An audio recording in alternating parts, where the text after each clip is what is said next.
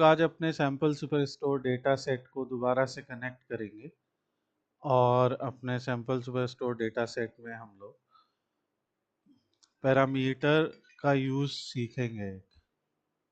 Just so swap measures using parameter का हम लोग आज एग्जाम्पल देखेंगे।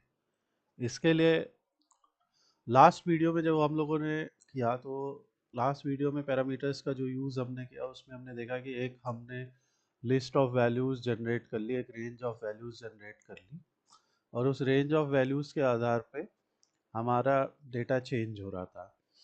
आज हम लोग जो है रेंज ऑफ वैल्यूज़ की जगह पे अपने से एक लिस्ट ऑफ वैल्यूज़ क्रिएट करेंगे जो स्ट्रिंग वैल्यूज़ होंगे।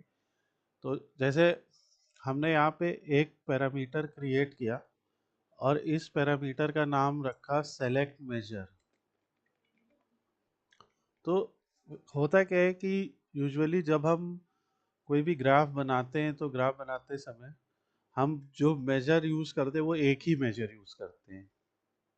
जैसे वो सम हो सकता है, यहाँ पे मेजर यूज करते हैं वो जैसे प्रॉफिट हो सकता है, वो डिस्काउंट हो सकता है, वो सेल्स हो सकता है।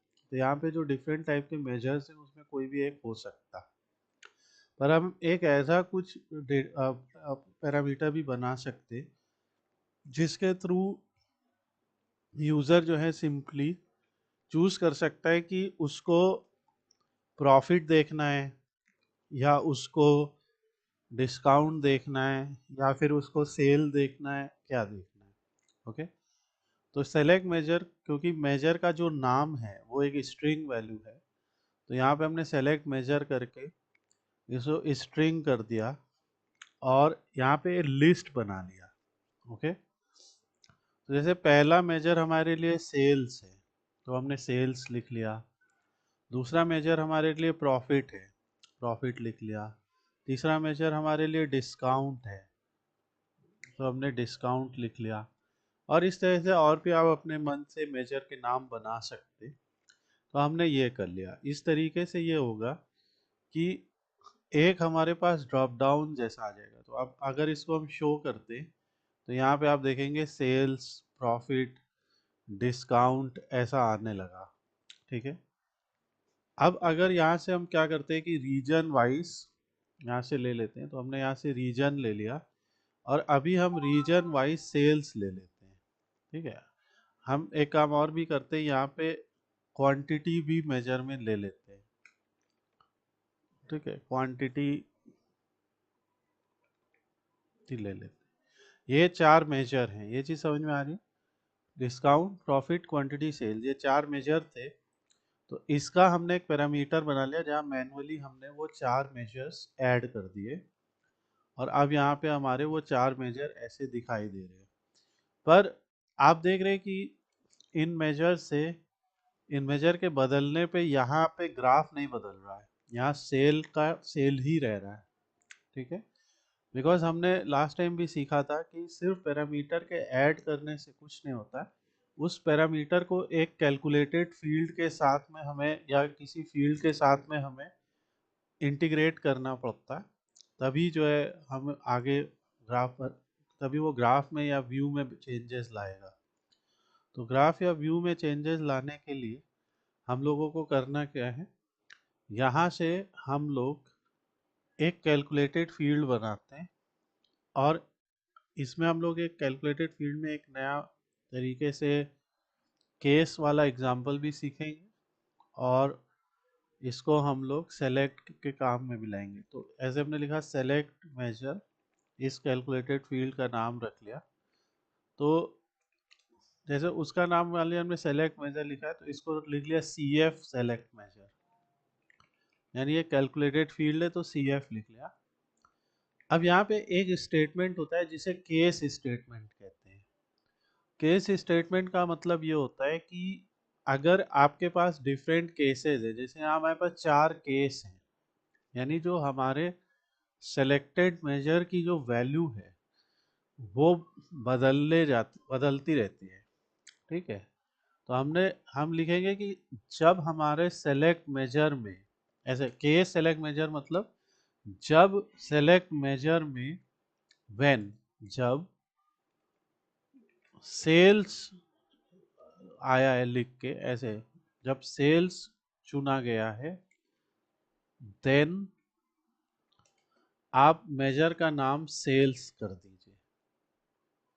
ठीक है, सो इस तरीके से ये लिखा जाएगा, case select measure when sales then sales when. अब इसका अगला जैसे इसमें लिखा है एल्स इफ, ठीक है, तो एल्स इफ यानी अगर, ओके, अगर उसमें सेल्स की जगह पे प्रॉफिट चुना है उन्होंने, प्रॉफिट चुना है, देन प्रॉफिट को सेलेक्ट कीजिए। ये जो ऑरेंज में है ये फील्ड है।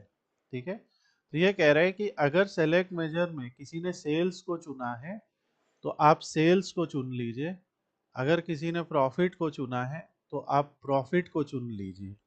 ठीक है, और इस तरीके से आपको सारी कंडीशंस लिखने पड़ेंगे। तो यहाँ पे पहले तो हमने व्हेन सारे लिख दिए, व्हेन के साथ हम एलसीफ यूज नहीं करेंगे, अप्लाई कर देते, पहले इसका यूज दिखा रहे फिर इसको दोबारा से समझा रहे। अब ये कैलकुलेटेड फील्ड मेजर है।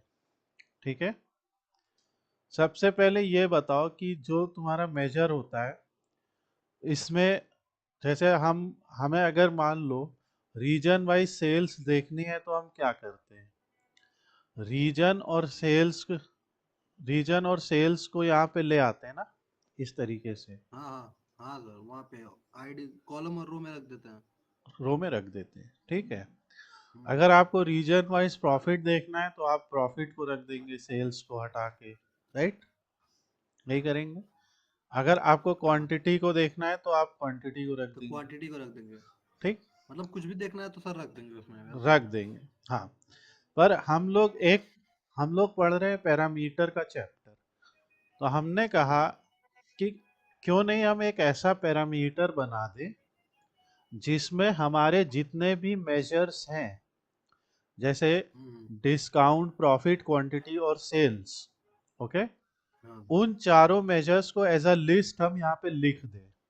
ओके, तो यानी जब आप इसको चूज करेंगे, ठीक है, यही तो हो रहा है, आप इसे चूज कर रहे हैं, राइट, जब आप इसे चूज कर रहे हैं तो यानी कि आप चाह रहे हैं कि अब हम सेल्स देखें, आप चाह रहे हैं कि अब हम प्रॉफिट देखें। ठीक, तो यहाँ पे ये प्रोसेस थोड़ा लंबा है ना कि हम बार बार मैनुअली इसे बदलें, राइट, हाँ, बार बार सर ड्रैग करना पड़ रहा है ना ड्रैग इसलिए। करना पड़ रहा है। तो इसीलिए हमने एक कैलकुलेटेड फील्ड बना ली। ठीक है, उस कैलकुलेटेड फील्ड में हमने चारों का नाम लिख दिया, सेल्स, प्रॉफिट, क्वांटिटी से, और यहाँ पे डिस्काउंट लिख देते, डिस्काउंट। तो हमने अपने चारों उनका नाम लिख दिया। इज इट ओके और नॉट? Okay sir. अब लेकिन चारों एक साथ तो दिखेंगे नहीं।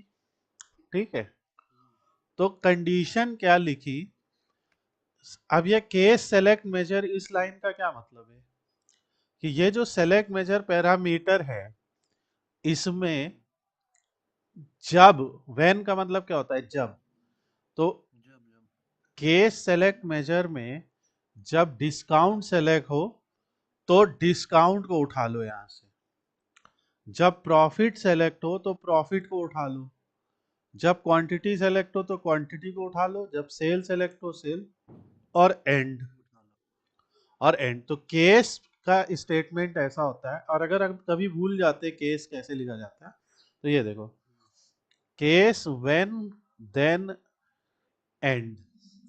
ठीक है, केस एक्सप्रेशन, एक्सप्रेशन क्या है, सेलेक्ट मेजर, व्हेन, अब इसकी वैल्यूज है ना, जैसे डिस्काउंट। अगर इसमें डिस्काउंट वैल्यू चुनी गई तो डिस्काउंट, इसमें ये कि तो ये, समझ गए बात। तो हाँ। आप बजाय डिस्काउंट, प्रॉफिट, क्वांटिटी और सेल्स के हम लोग क्या करेंगे, इसको सीधे ड्रैग कर देंगे। ओके, और इसको ड्रैग करने से क्या होगा, अगर हमने यहाँ सेल्स चुना तो देखो सेल्स आएगा, अगर हमने यहाँ डिस्काउंट चुना तो ये, और इसी को हम लोग लेबल में भी दे देते हैं ताकि जो भी हम चुन रहे हैं वो यहाँ दिखे भी। दिख रहा है? ये देखो।